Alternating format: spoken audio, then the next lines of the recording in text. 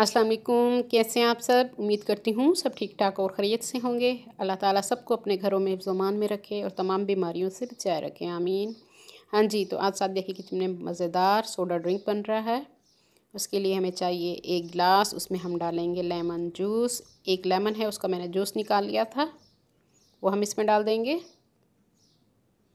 हाँ जी, इसमें हम शुगर सिरप डालेंगे, यानी शीरा हम इसमें डालेंगे 1 से 2 टेबलस्पून, और कुछ पत्ते पुदीने के मैंने डाल दिए हैं, और साथ लेमन स्लाइसेस हमने डाल दिए हैं, और सोडा ड्रिंक हम इसमें डालेंगे। कोई भी सोडा ड्रिंक आप किसी कंपनी का ले लीजिए, वो इसमें डाल दीजिए।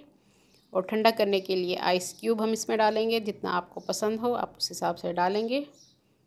ऊपर हम इसमें डालेंगे थोड़ा सा नमक, थोड़ा सा काला नमक मैं इसमें डाल रही हूँ, 2 चुटकी के करीब। और सफ़ेद ज़ीरा पिसा हुआ हमने इसमें डाल दिया है, भुना हुआ और पिसा हुआ सफ़ेद ज़ीरा है 1 चुटकी, वो मैंने इसमें डाल दी है।